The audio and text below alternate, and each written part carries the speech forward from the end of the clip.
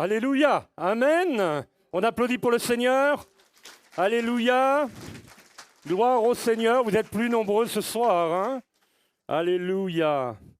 Le Saint-Esprit m'a dit cet après-midi, je veux leur donner de manière individuelle une histoire de vie. Le Saint-Esprit désire rentrer dans votre vie sur le plan corporel, en tant que corps de Christ, mais également sur le plan individuel. Il veut vous donner une histoire de vie. Alléluia. Alléluia. Et j'ai dit, Seigneur, qu'est-ce que tu as pour nous ce soir? Nous ne sommes pas dans l'enseignement. Nous sommes dans une soirée d'évangélisation. Et le Saint-Esprit m'a dit, je veux que tu les amènes à la croix, à Golgotha, sur le lieu dit, lieu du crâne.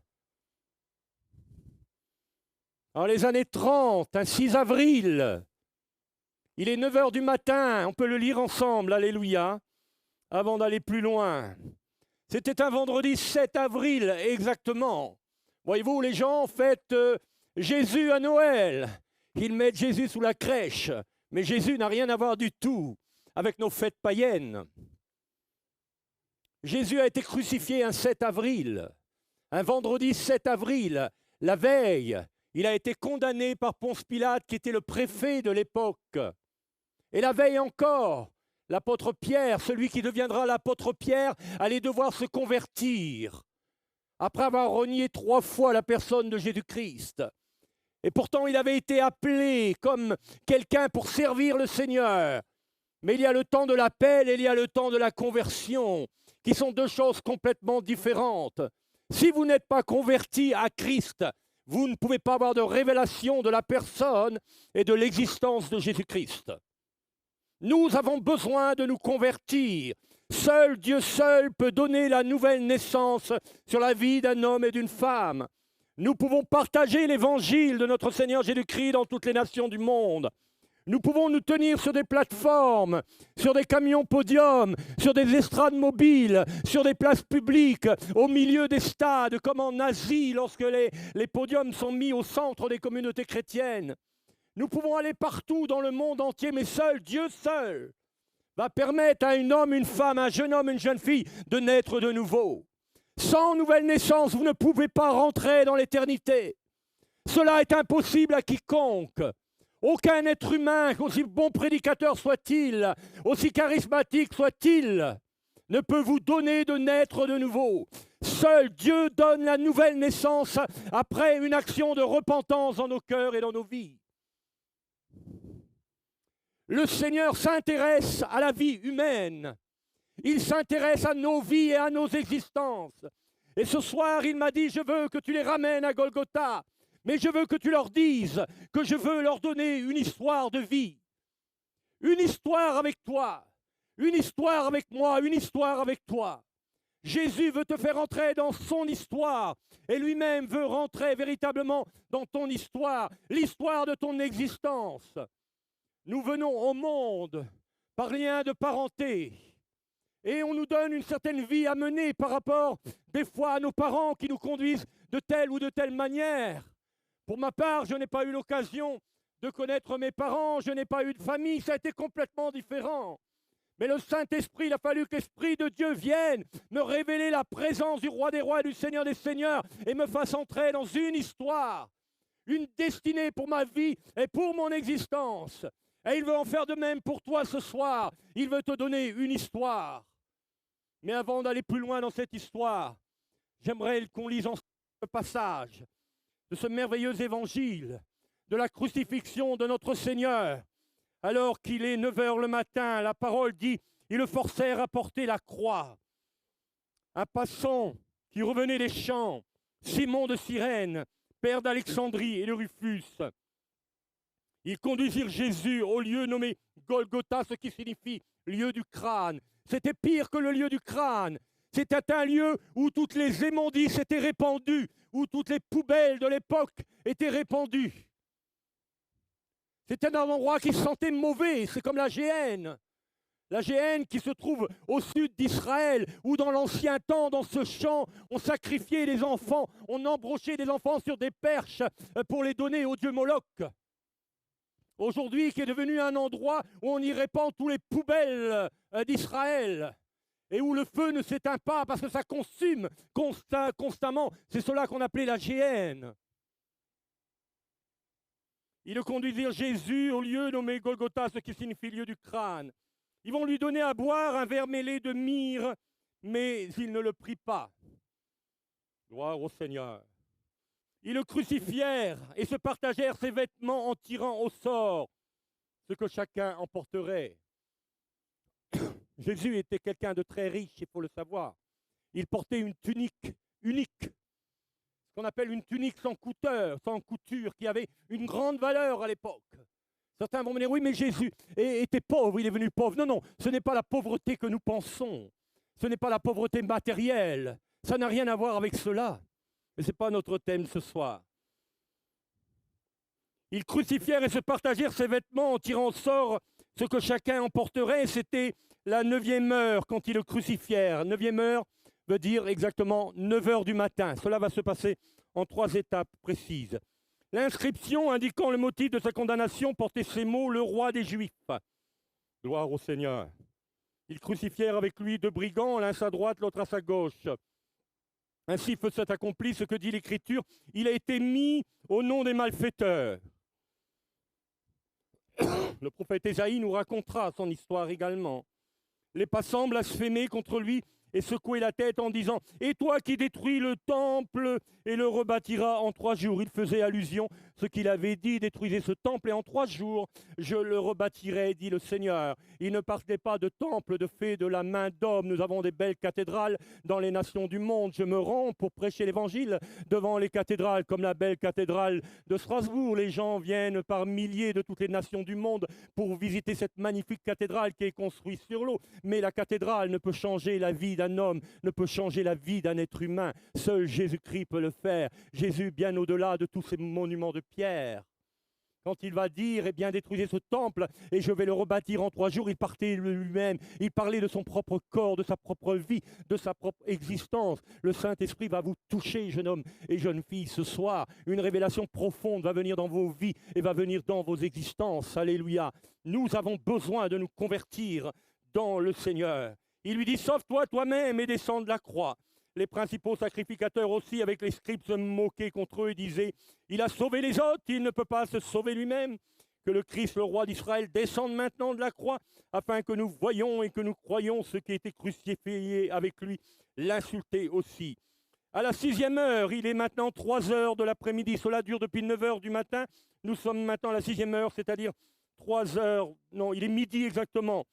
À la 6e heure, il y eut des ténèbres sur toute la terre jusqu'au la 9e heure, donc ce qui veut dire de midi jusqu'à 15 heures de l'après-midi, les ténèbres ont rempli la terre. Dans d'autres textes, nous pouvons voir que le ciel va s'accombrir complètement, que des tremblements de terre vont se passer, que des milliers de gens vont être enfouis par des tremblements de terre, mais également que beaucoup de tombes vont s'ouvrir et que beaucoup de morts vont sortir de leur propre tombe. Et les familles vont retrouver des gens qu'ils ont connus durant leur existence, qui étaient déjà enterrés dans les tombes, mais à cause de ce qui se passe à Golgotha, beaucoup de tombes vont s'ouvrir et les gens vont rentrer dans la résurrection. Et viendra le temps où nous verrons, alléluia, nous verrons cela depuis le premier Adam.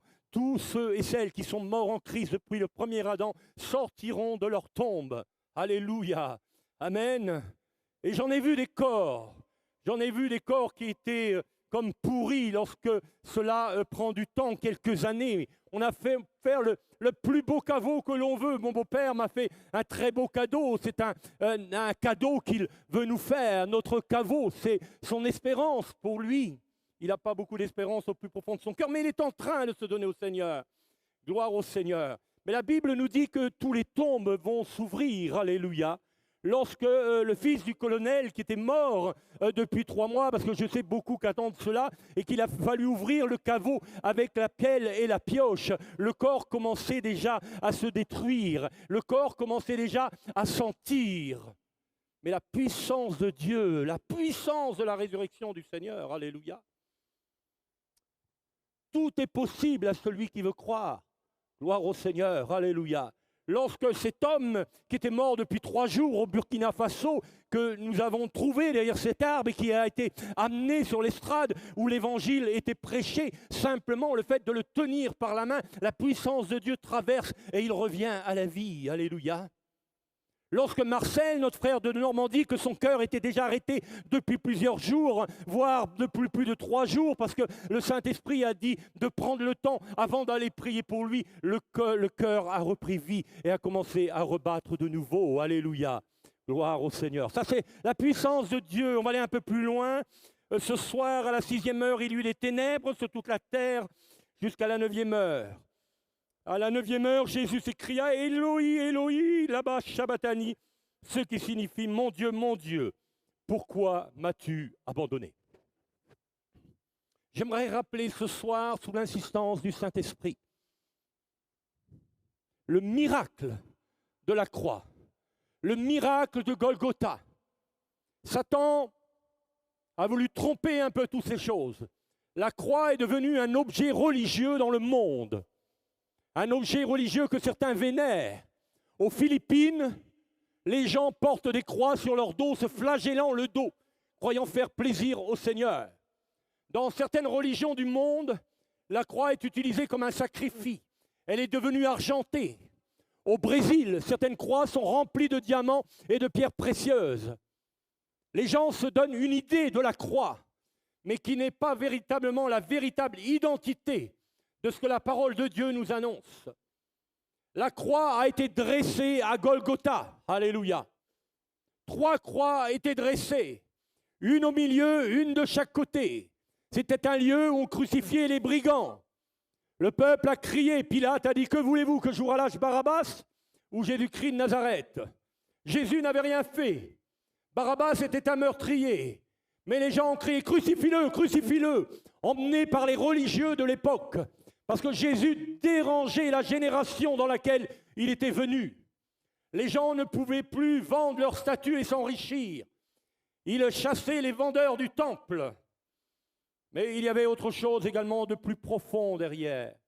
Il y avait ce que j'appellerais le plan divin pour l'humanité tout entière. Le plan de Dieu lui-même, ce grand architecte qui va penser dans sa volonté et dans sa directive, qui va voir qu'il est impossible à un être humain ou un animal de verser son sang pour un autre être humain. Cela n'a aucune valeur.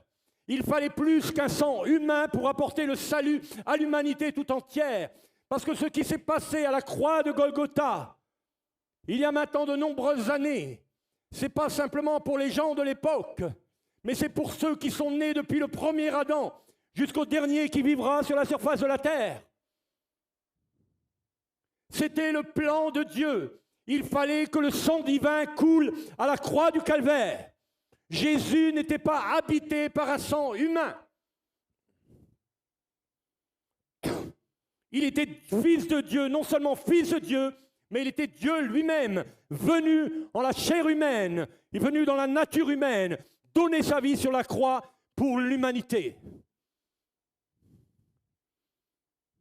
Lorsqu'il est là sur la croix, il porte les péchés du monde entier, mes péchés, tes mensonges et mes mensonges, tes convoitises et mes convoitises, mon impureté, ton impureté, tout ce que nous étions.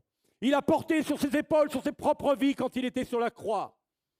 À un moment donné de sa vie sur la croix, il va s'écrier Élie, Élie, Élie, Élie, sabachthani, mon Dieu, pourquoi m'as-tu abandonné? Croyez-vous que le Père peut abandonner son Fils? J'ai été abandonné à la naissance par mes parents. Dieu m'a donné une histoire de vie. Gloire au Seigneur. Mais Dieu n'a jamais abandonné le Fils.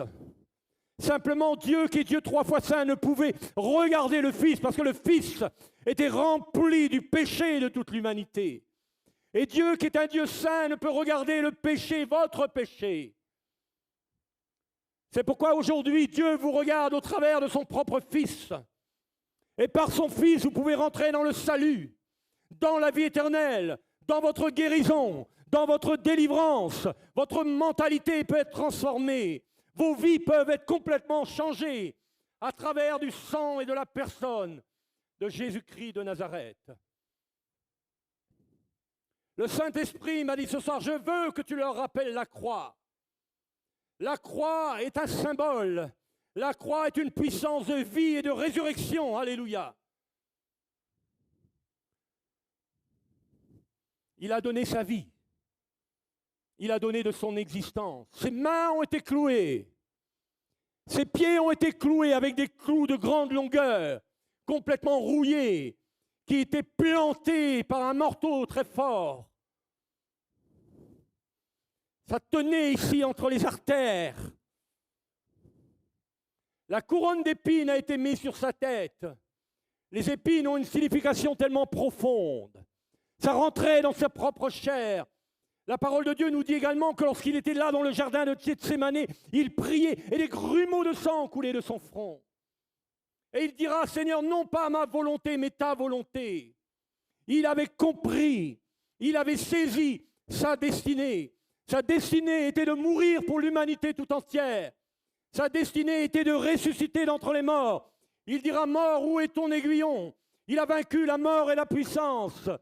Aujourd'hui, nous avons la grâce et nous avons le privilège, et c'est un grand privilège, nous devons en prendre conscience, de pouvoir un jour entrer dans l'éternité, alors que nous étions tous errants, condamnés à l'enfer éternel, à cause de nos manquements, à cause du péché de nos pères et à cause du péché de la désobéissance d'Adam et Ève.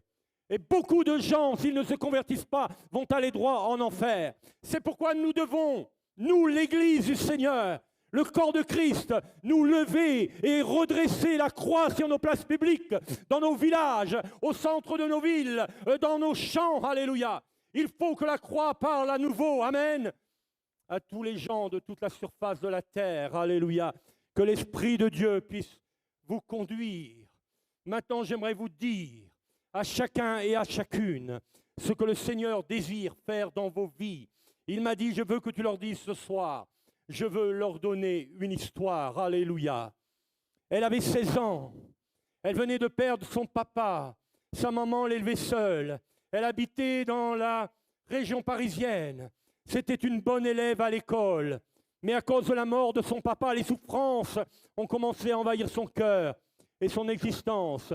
Elle a été séduite au lycée dans lequel elle était par un jeune homme qui l'a entraînée à venir prendre de la drogue. Cela a commencé avec un peu d'ecstasy, un peu de médicaments, mais un peu plus tard, c'était les piqûres avec l'héroïne. Et la descente aux enfers a commencé dans la vie de cette jeune fille. Un soir, en rentrant à la maison, eh bien, la maman l'a pu retrouver, elle avait complètement disparu. Elle avait pris quelques vêtements, un sac, et elle était partie vivre avec ce qu'on appelle son petit copain qui était rempli de démons et qui a séduit la vie de cette jeune fille.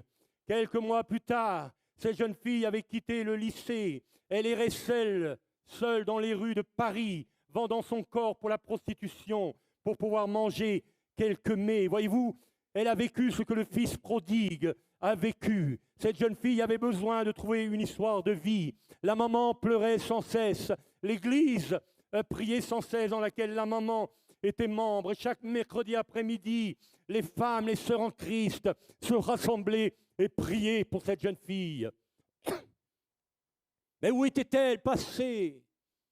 Elle vivait dans la nuit profonde, dans les rues de Pigalle et dans les rues de Saint-Denis, jusqu'au moment où l'évangéliste va être invité dans cette communauté chrétienne. Ils vont lui raconter, lui rappeler l'histoire de cette jeune fille. Et là, il va être demandé au Saint-Esprit de donner une stratégie afin que cette jeune fille non seulement revienne à la maison, mais découvre la personne du Seigneur Jésus-Christ. Allez la chercher dans les rues profondes, dans les nuits profondes de Paris, liée par les macros et par toutes choses complètement impures, emmenée dans les bas-fonds ou dans des discothèques, afin que des hommes qui sont là, qui veulent profiter de tout cela pour assouvir leurs désirs charnels. L'évangéliste a dit, eh bien, trouvons une belle photo de cette jeune fille lorsqu'elle était plus jeune. Maman, donne-nous une belle photo de ta fille. Une belle photo a été donnée. Elle a été multipliée sur des centaines d'exemplaires sur un portrait de feuille A5, c'est assez grand, 2 fois A3, très important. Et en dessous, la photo, il y avait marqué 3 mots. 3 mots qui s'adressent à chacun d'entre vous ce soir, qui vont parler dans ton cœur, dans ta vie et dans ton existence. Ces mots disaient « Reviens à la maison ». Reviens à la maison, dit le Seigneur. À la maison du Père, là où il y a de la nourriture, là où il y a de l'abondance, reviens à la maison. Ces pancartes ont été placardées dans tout Paris, dans les quartiers, dans les bas-fonds, Pigalle, Beaubourg, Saint-Denis, Bois de Boulogne, un peu partout. C'était une nuit à plus de 2h30 du matin. Une jeune fille complètement paumée, complètement sale, les cheveux pas lavés, les cheveux pas coupés, des habits complètement sales, se promène dans les rues de Paris et là arrive devant un panneau d'affichage. Elle est arrêtée brusquement. Qu'est-ce qui se passe? Elle voit sa photo sur ce panneau d'affichage et elle voit où il y a marqué sa belle photo. Les larmes commencent à couler de ses yeux et elle voit ce magnifique texte qui dit « Reviens à la maison ». Quelques heures plus tard, alors que la maman se réveillait à peine au petit matin, ça frappait très fort à la porte de la maison. La maman se lève, mettant sa robe de chambre, et va dire « Mais qui est là ?» Mais personne ne peut répondre, car cette jeune fille ne peut répondre, elle est complètement tétanisée de se retrouver devant la porte de la maison. Mais qu'y a-t-il derrière cette porte? Au même moment, la maman va ouvrir la porte. Imaginez-vous l'extase, la joie extraordinaire. Sa propre fille est revenue à la maison. Cette jeune femme est aujourd'hui une femme de pasteur engagée dans la moisson de la terre. Alléluia. Mais je crois que ce message s'adresse à chacun et à chacune ce soir, avec votre histoire de vie, avec votre histoire d'existence. Le Père nous appelle à rentrer à la maison. Il nous dit, viens à la maison, j'ai une histoire pour toi, j'ai de la bonne nourriture pour ta vie, pour ton existence. Je veux te donner une histoire, dit le Seigneur. C'était un jeune homme de 17 ans, il vivait au Gabon, je l'ai rencontré. Il est aujourd'hui un apôtre très puissant dans le ministère pour la moisson de la terre, alléluia. Il a fondé des dizaines et des dizaines d'assemblées. Son papa était un pasteur engagé. Mais lui, l'évangile ne l'intéressait pas trop. Alors il aimait aller à la chasse. Et un jour, il a pris un des fusils et il est parti à la chasse dans les forêts du Gabon. Et qu'est-il allé chasser? Le gorille. Et là, pas loin d'un arbre, il y avait un gorille qui paraissait assez grand. Il pensait que c'était le grand gorille. Mais ce n'était pas le gorille, c'était le fils du gorille. Alors il a tiré sur le gorille, le petit gorille, et il a tué le petit gorille, mais pourtant il était déjà grand, le gorille. Et il se réjouissait. Et au moment où il allait commencer à le dépecer pour revendre la fourrure, car des gens achètent cela très cher, et la nourriture se mange, j'ai moi-même mangé du singe, j'ai moi-même mangé du gorille dans certaines nations d'Afrique, telles que le Gabon. Je ne vous conseille pas d'en manger. Gloire au Seigneur, alléluia. Et là, au moment où il se retourne, il voit le papa gorille qui arrive. Le papa gorille qui est complètement énervé, qui va l'attraper par les pieds, qui va le secouer dans tous les sens, brisant la majorité de ses os de son corps, les mains et les pieds. Et au moment où le papa gorille, le prenant par les pieds, veut mettre sa tête dans sa gueule, ce jeune homme va se souvenir et il va se rappeler ce que son père lui disait. Il va dire « Jésus, aide-moi !» Reviens à la maison. Jésus, aide-moi! Au même moment, lorsqu'il va crier, une main géante est descendue du ciel, attrapant le papa gorille et le projetant loin en arrière, le bloquant dans des racines des arbres. Les racines, dans certaines nations du monde, dépassent la terre et ça fait comme des courbures. Et le papa gorille a été complètement bloqué dans les racines. Mais une grande partie du corps de ce jeune homme était complètement démembrée. Il va marcher pendant plus de 2 heures dans la brousse pour se rendre dans un dispensaire dans lequel je suis allé, où j'ai vu comment on opérait les gens sans anesthésie, sans véritable instrument, juste avec de l'alcool et les tenant, les enchaînant avec des liens de cuir pour éviter qu'ils s'agitent de trop. Il va se retrouver là-bas dans cette dispensaire que j'ai moi-même visité. Et il va être opéré avec les moyens du bord. C'est pourquoi lorsque nous l'avons invité dans la communauté, je lui ai demandé d'enlever sa veste et sa chemise, afin que le public voie le corps avec toutes sortes de traces. Voyez-vous, des fois nous pouvons être opérés, nous ne voyons plus rien, mais lui il a des traces sur tout le corps, dans le dos, sur les bras, partout il a des traces. Le corps a été reconstruit, il a décidé de donner sa vie à Christ. Il est un apôtre puissant aujourd'hui dans les nations du monde. Il est à l'origine de dizaines et de dizaines d'ouvertures d'assemblées pour l'avancement du royaume de Dieu. C'est un ami, je l'ai rencontré personnellement au Gabon et j'ai visité moi-même les lieux où il a été opéré.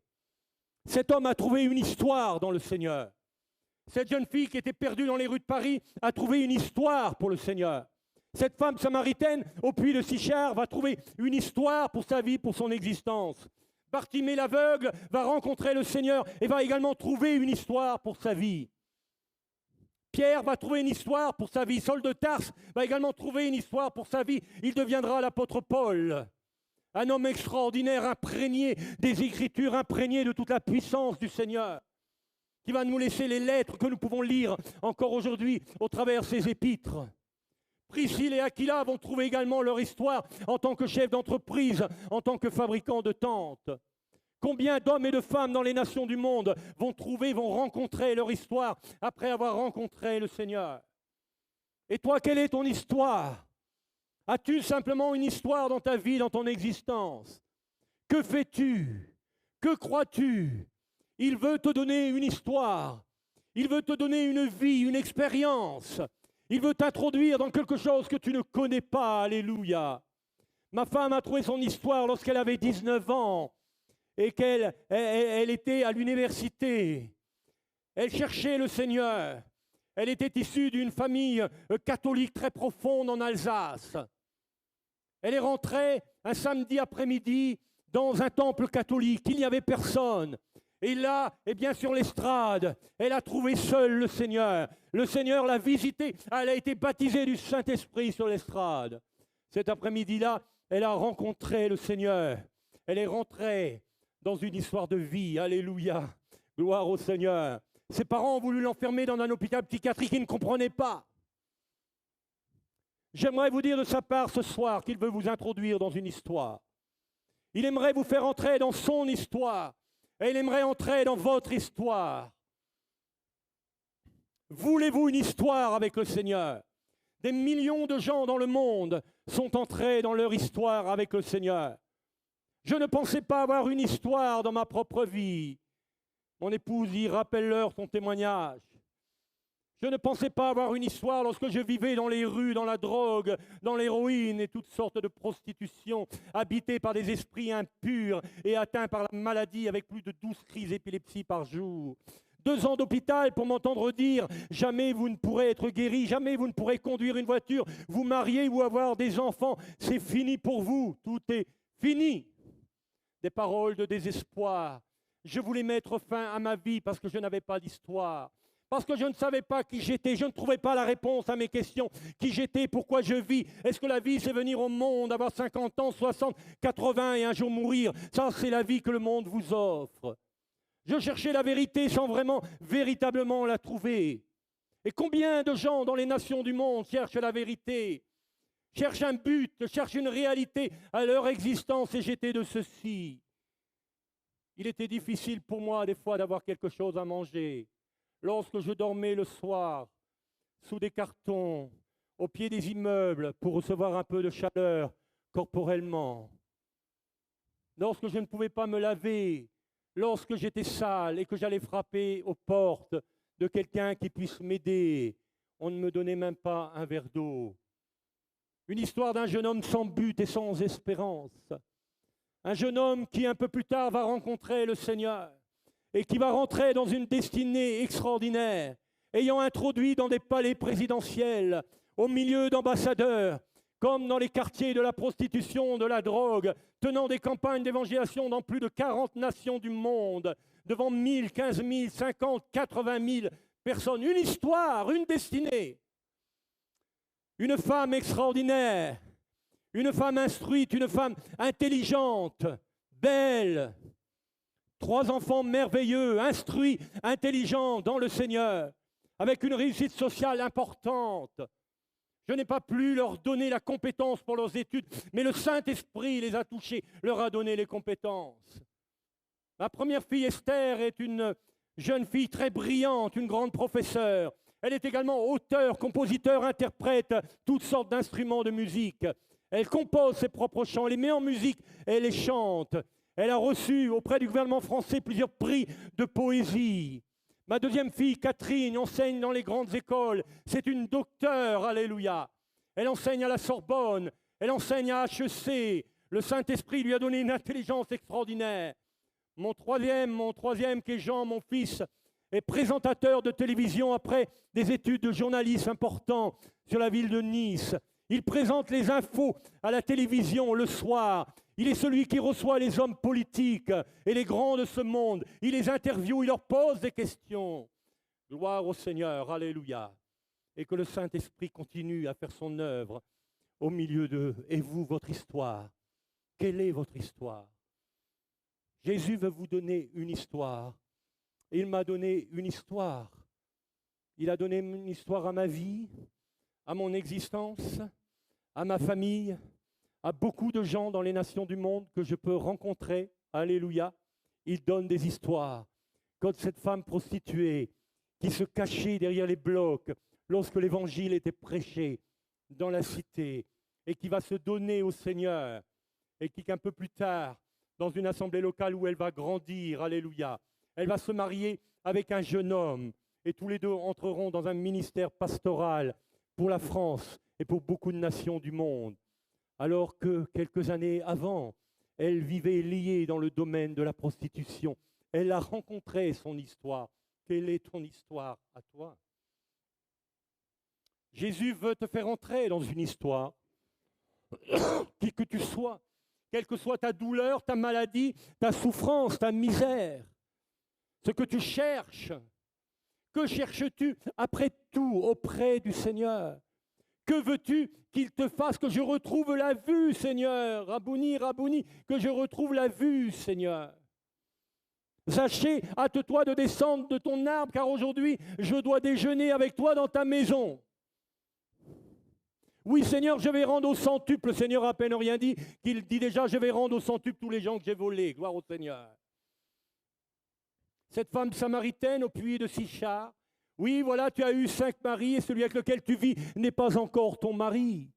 Philippe a eu une histoire, simple diacre, il va rentrer dans une onction d'évangéliste sur la Samarie très importante et vivre des expériences surnaturelles avec le Seigneur pour se retrouver un peu plus tard sur le chemin d'Azote pour parler à l'intendant de la reine d'Éthiopie. Étienne va vivre une histoire très courte. Il va sortir en tant que diacre et là, il va prêcher l'évangile devant le peuple sur une place publique. Il va être lapidé, mais au moment où il va être lapidé, croyez-moi, j'ai failli être lapidé sur une place publique en France. J'ai failli être lapidé dans une ville non loin de Paris, ce qu'on appelle une ville dortoir, lorsque je prêchais l'évangile dans la ville de Creil.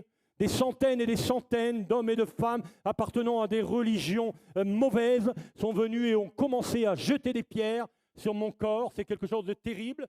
Je remercie le Seigneur que ce n'est pas encore mon temps et mon moment, mais je peux penser à ce qu'Étienne a vécu. Mais la parole de Dieu nous dit qu'au moment où il était lapidé, que les pierres étaient projetées sur son corps, alléluia, le ciel s'est ouvert devant lui et il a vu la gloire de Dieu. Le Seigneur veut vous donner une histoire, il veut vous faire voir sa gloire, la magnificence de sa beauté, alléluia. La parole ne dit-elle pas qu'il est le lys de la vallée, le plus beau d'entre 10 000, alléluia. Il est merveilleux, alléluia. Il est revêtu d'habits précieux, éclatants de lumière, alléluia. J'ai été dans le ciel, j'ai marché dans le ciel, j'ai marché dans la nouvelle Jérusalem, j'ai vu une partie de l'éternité, alléluia. Et le Saint-Esprit est en train de me dire, dis-leur que je veux leur donner une histoire individuelle, une histoire de vie, une histoire pour toi, une histoire pour toi, une histoire pour toi, une histoire pour vous. Quelque chose de particulier, dit le Seigneur, alléluia. Quelque chose dans lequel je vais vous entraîner, parce que vous n'êtes pas n'importe qui. Parce que vous n'êtes pas n'importe quoi. Parce que vous êtes une identité, dit le Seigneur, devant moi. Parce que vous avez une valeur éternelle. Et parce que je vous chéris, je vous aime. Parce que vous êtes comme la prunelle de mes yeux, je vous chéris, dit le Seigneur. Alors je veux vous donner une histoire. Comment es-tu venu ce soir devant le Seigneur? Avec quelle maladie es-tu venu? Avec quelle souffrance? Avec quelle douleur? Avec tes cannes? Avec le fait de ne pouvoir pas te déplacer parce que tes hanches sont complètement engourdées, ou tes problèmes de dos, d'hernie discale te tiennent. Comment es-tu venu ce soir? Qu'attends-tu de lui? Qu'attends-tu du Seigneur? Ne veux-tu pas entrer dans son histoire de vie? Ne veux-tu pas ce soir prendre la décision de rentrer une fois pour toutes à la maison du Père? Le Père t'attend. Il t'attend avec des mets succulents. Il dira, je dresse devant toi une table en face de tes adversaires. La table est remplie de mets succulents. Il t'invite à un repas merveilleux où lui-même va te servir. Il s'est abaissé pour te servir. Il a donné sa vie et son existence pour toi et moi. Il nous a ouvert les portes de l'éternité. Les portes du ciel nous sont ouvertes. Un jour, nous les passerons quand le temps sera venu. Et nous entendrons dire, entre bon et fidèle serviteur, dans la maison de ton maître. Les maisons qui ont été préparées là-haut n'ont rien à voir avec les maisons plus belles qui peuvent être construites sur la surface de la terre. Ce qui est céleste n'a rien à voir avec ce qui est terrestre. C'est une autre dimension que nous ne pouvons imaginer et penser si nous ne l'avons vue. Il n'y a pas de mots pour décrire l'éternité. Il n'y a pas de mots pour décrire la présence du roi des rois et du Seigneur des seigneurs.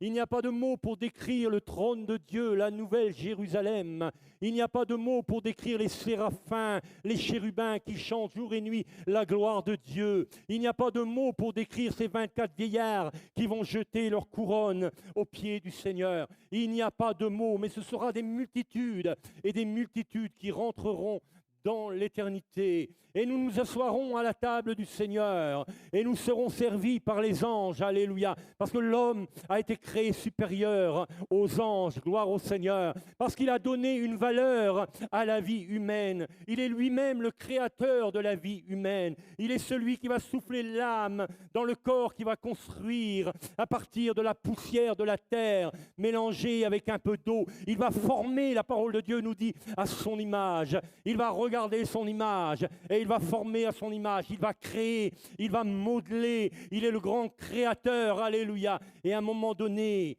il va voir que cette création est complètement inerte et il va décider de souffler le souffle de la vie dans ce qu'il vient de créer. Ainsi, l'être va devenir vivant sur la surface de la terre. Il verra un peu plus tard qu'il n'est pas bon que l'homme soit seul. Alors il va lui donner la compagne, la femme, alléluia, amen, avec qui ils auront des enfants, ils procréeront, et il leur dira, bien, multipliez-vous sur la surface de la terre, alléluia. Il a tout prévu, le plan de Dieu est extraordinaire. Bien sûr, l'homme a toujours cherché à vouloir entrer dans son propre plan, à vouloir entrer dans sa propre destinée. Nous le voyons au travers de la tour de Babel, cette tour qui est construite, qui veut atteindre lui-même Dieu, où Dieu va envoyer ce qu'on appelle la confusion des langages. C'est pourquoi aujourd'hui, vous voyez qu'il y a beaucoup de nations dans le monde et les gens parlent différentes langues. Lorsque vous allez en Angleterre, on parle anglais. Lorsque vous allez en Asie, ils parlent la langue de là-bas. Lorsque vous allez au Brésil, c'est encore une autre langue. Vous allez en Espagne, c'est encore une autre langue. Au Portugal, c'est encore une autre langue. C'est ce qu'on appelle la confusion du langage. Voyez-vous, toute la création, tout ce qui est autour de nous, nous parle de l'existence de Dieu. Il t'appelle ce soir et il te dit, rentre à la maison. C'est maintenant le temps et c'est maintenant le moment de venir dans la maison du Seigneur, de venir dans sa présence. Voyez-vous, la maison du Seigneur, c'est également sa présence. C'est son manteau qu'il veut déposer sur nos épaules. C'est l'immensité, je dirais, de sa robe, l'immensité de ses ailes. Il dira, je te couvre avec les plumes. Alléluia. Wow. C'est sa couverture qu'il veut déposer sur notre vie, sur notre existence. C'est l'avenir qu'il veut nous donner. Alléluia. C'est la félicité dans laquelle il veut nous faire entrer. Gloire au Seigneur. Alléluia. C'est l'attouchement avec lequel il veut nous toucher, comme cette femme qui disait, si seulement je puis toucher le bord de son vêtement, eh bien je serai guéri. Cela lui était complètement impossible. Elle n'avait pas le droit de se mêler à la foule de l'époque. Elle devait rester en arrière et crier impur, impur, impur. La pauvre, elle n'avait même pas le droit de s'asseoir sur une chaise. Tout ce qu'elle touchait était considéré par la loi comme complètement impur. Et pourtant, elle va se couvrir et elle va se frayer un chemin au milieu de la foule parce qu'elle se disait en elle-même, si seulement je puis toucher son vêtement, je serai guéri. Alléluia. Le vêtement de Jésus-Christ, la tunique de Jésus-Christ était recouverte tout en bas par un fil de couleur violet qui représentait selon la loi la guérison divine. Alléluia. Dieu est le Seigneur de la guérison. Alléluia. Elle connaissait cela. Elle connaissait une partie des lois de l'époque. Alléluia. Elle n'a pas dit par hasard comme ça, si je suis touché son vêtement, je serai guéri. Mais elle avait également entendu que Jésus passait par là et qu'il passait beaucoup de temps à guérir les gens. Cette femme était une femme complètement désespérée. La parole ne dit-elle pas qu'elle avait dépensé tous ses biens, elle avait dépensé toute sa fortune, elle n'avait plus rien. Les charlatans de l'époque lui avaient pris tous ses biens. Mais si seulement je puis toucher son vêtement. Et elle va se frayer le chemin et elle va aller toucher le vêtement de Jésus. Jésus va se retourner, il va dire, mais qui m'a touché? Ses disciples vont lui dire, mais maître, il y a plein de gens autour de toi qui te touchent, et toi qui dis qui m'a touché. Oui, il y a une personne particulière qui m'a touché, parce que j'ai senti qu'une puissance est sortie du dedans de moi, et elle est allée toucher la vie de cette femme, qui ce jour-là va rentrer dans une nouvelle histoire. Veux-tu rentrer dans une nouvelle histoire? Il y a une histoire pour vous, monsieur. Il y a une histoire extraordinaire devant vous. Il y a une histoire pour vous, madame. Il y a une histoire pour vous, hommes et femmes, jeunes hommes et jeunes filles. Il y a une histoire pour vous avec le Seigneur. Voulez-vous rentrer dans une histoire unique avec le Seigneur? Alléluia. Ces projets sont grandioses. Ces projets sont magnifiques. Nous pouvons les imaginer. Voyez-vous, quand j'étais lié par les puissances de l'héroïne, par la puissance de la drogue, jamais je prenais de la drogue pour pouvoir m'évader dans d'autres mondes. Alléluia. Mais jamais à l'époque, j'aurais pu imaginer qu'un jour je serais appelé à prêcher l'Évangile. Cela était loin de moi dans les nations du monde. Alléluia. Et de pouvoir guérir des centaines de malades, de ressusciter des morts, de redonner la vie aux aveugles, de faire entendre des sourds, de faire courir des boiteux, des paralytiques, de libérer les gens de la puissance des cancers, de faire flétrir les tumeurs. Jamais je n'aurais pensé imaginer cette histoire de vie, pour ma propre existence. De orphelin que j'étais, il est venu me chercher dans mon orphelinat quelque part. Il est venu me chercher dans ma détresse. Il est venu me chercher dans ma rue, dans ma pauvreté la plus profonde, dans mon désespoir le plus profond. Et là, il m'a dit, Guy, je t'aime et j'ai une histoire pour toi dans laquelle je veux te faire entrer. Il a une histoire pour vous ce soir dans laquelle il veut vous faire entrer. J'aimerais qu'on se lève ensemble, s'il vous plaît. Alléluia. Je ne prêcherai pas beaucoup plus longtemps ce soir, mais je vais vous appeler, je vais demander aux pianistes de venir, alléluia, et de commencer à chanter ce merveilleux cantique qui nous rappelle la crucifixion, le sang de Jésus-Christ qui nous lave de tous nos péchés, de tout notre passé, de tous nos convoitises, de toute notre misère. Il envoya sa parole et il les guérit. Ce soir, il y a ton histoire, il y a ta maladie, il y a l'histoire de ta guérison qui va bouleverser les gens autour de toi. Ce soir, tu es venu peut-être avec un cœur qui cherche. Tu te poses des questions, tu ne sais pas pourquoi et comment. Tu ne connais pas le vouloir et le faire. Et tu te dis, moi, j'ai besoin d'une histoire dans ma vie. J'ai besoin de rencontrer la personne de Jésus-Christ de manière personnelle. Voyez-vous, le fait de rencontrer Jésus-Christ ne fait pas de vous quelqu'un de religieux. Jésus est extraordinaire, alléluia. Jésus est magnifique. Il ne vous empêche pas de faire ceci ou cela. C'est la vie que vous allez avoir avec lui qui va déterminer votre vie, votre existence. Quel que soit qu'il y a dans votre corps, dans vos pensées, au milieu de vous. Le Seigneur aimerait ce soir vous toucher. Il est en train de me dire maintenant, Guy, dis-leur que je veux toucher chacune de leurs vies, je veux toucher chacune de leur existence, dit le Seigneur. Je veux toucher votre mentalité, je veux toucher vos entendements, votre compréhension. Je veux toucher également vos corps, dit le Seigneur. Je suis le grand médecin. Tu te dis peut-être que le Saint-Esprit est en train de parler à certaines personnes. Vous vous dites, mais quand cela cessera-t-il? Et le Seigneur te dit, bien ce soir, cela peut cesser dans ta vie et dans ton existence. Tu dis, Seigneur, qu'est-ce que je vais faire du reste de ma vie et du reste de mon existence? J'ai le désir de plus à faire avec toi. Ce soir, le Seigneur te dit, eh bien, viens simplement et je vais te donner une histoire. Je vais te donner une rencontre avec moi, dit le Seigneur. Je vais frapper à la porte de ta vie, de ta maison, et je vais souper avec toi. Je vais m'entretenir avec toi, alléluia. Alléluia, gloire au Seigneur. Levons nos mains vers le ciel, alléluia. Contemplons la gloire de Dieu, la magnificence du Tout-Puissant, alléluia. Gloire au Seigneur, gloire au Père, gloire au Fils et gloire au Saint-Esprit. Gloire au Seigneur pour le sacrifice à Golgotha. Gloire au Seigneur pour la résurrection d'entre les morts. Gloire au Seigneur pour la vie qu'il nous donne, la vie en abondance, la vie en surabondance. Gloire au Seigneur pour tous ceux et celles qui sont appelés à rentrer dans une nouvelle histoire. Gloire au Seigneur, alléluia. Gloire au Seigneur.